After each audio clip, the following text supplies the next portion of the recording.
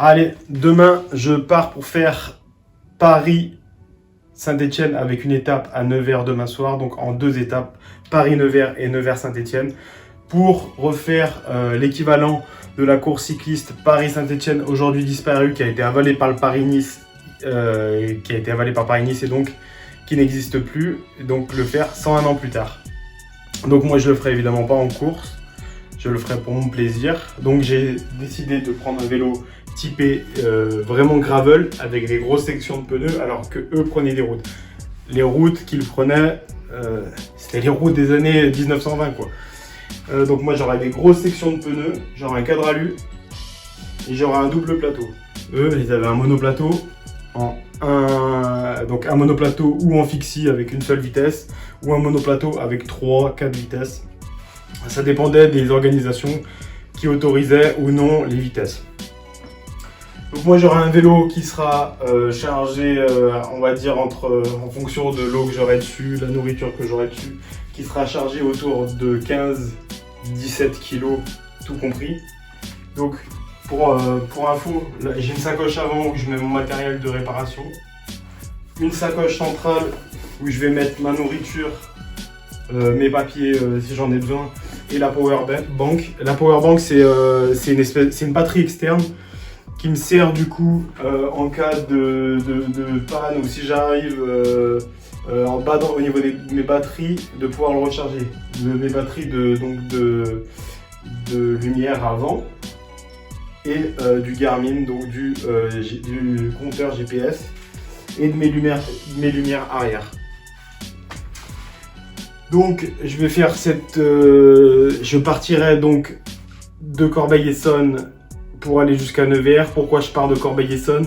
Parce que je veux être au plus proche de ce qui se passait il y a 101 ans. J'ai juste pour info qu'ils partaient au sud de Paris et qu'ils avaient fait 250 km pour aller jusqu'à Nevers et 251 km pour aller jusqu'à Saint-Étienne. Donc le ratio était le plus proche de ce que je vais faire. Enfin, je l'espère si j'ai bien calculé mon coup. 5h30, c'est le départ.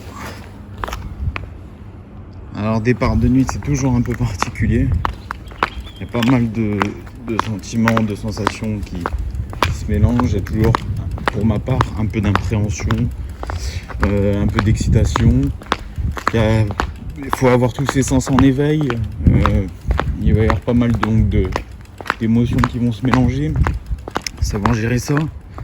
Faire attention, être vigilant, surtout que là je vais passer par des chemins. L'humour. C'est vraiment très sympa comme petite bourgade.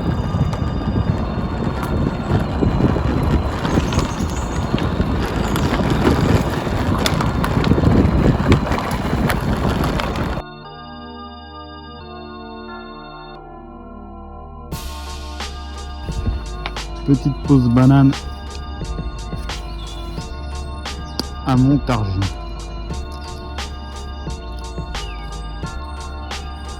Bon, du coup, j'ai une vraie galère. En fait, la crevaison elle était due à quelque chose et en sortant le pneu, je me suis rendu compte que le fond de jante s'est déformé quoi.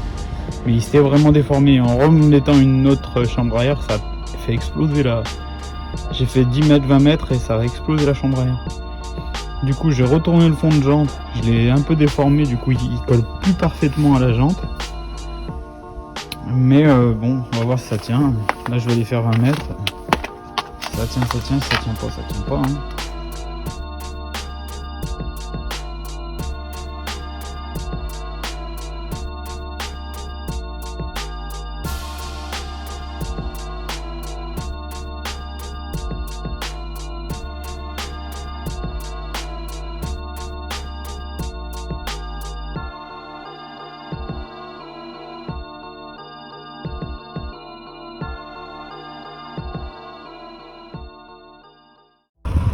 Allez, deuxième jour, départ de Nevers. J'ai pas pu faire de vidéo à Nevers parce que j'étais dans le trafic. C'est dommage, c'est une superbe ville, vraiment très beau.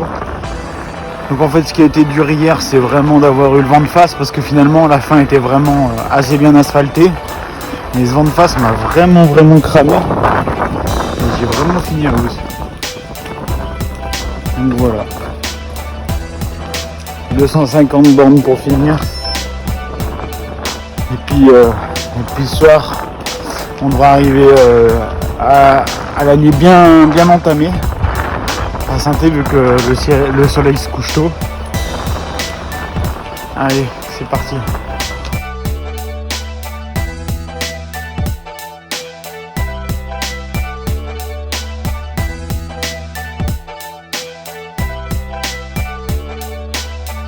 Kilomètre 350, tout rond.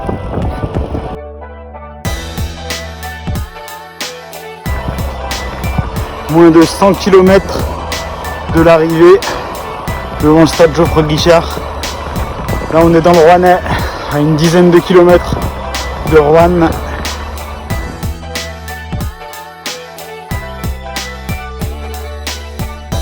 Il commence à faire nuit. Du coup on se met en mode guirlande de Noël. J'ai plus qu'une lampe à l'arrière, il y en a l'autre à jeter l'éponge.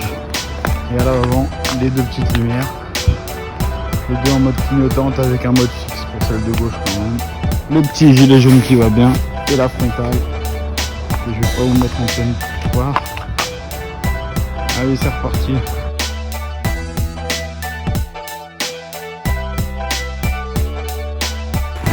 Allez, plus que 20 km. Et voilà.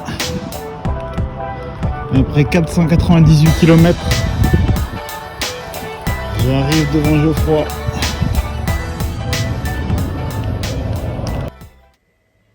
Retour le lendemain sur ce petit périple. Donc je suis arrivé hier à Geoffroy. Donc bravo, un grand coup de chapeau. Je tire mon chapeau aux gars qui ont fait ça il y a 101 ans. Ils ne devaient pas avoir le même confort qu'on a nous aujourd'hui sur les selles, sur les largeurs de pneus, sur la géométrie des cadres.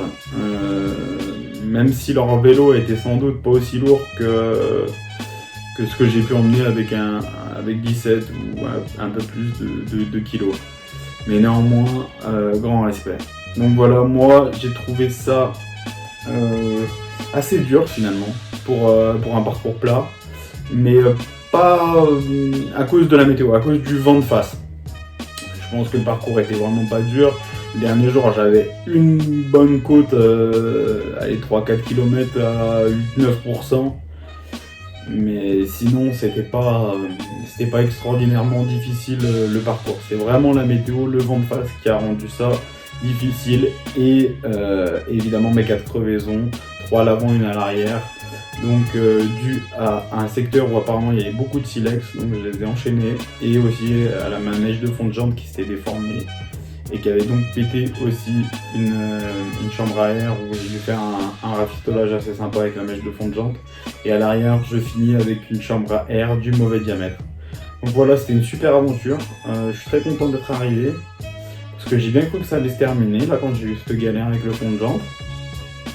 Mais voilà, content d'être au bout et à d'y repartir.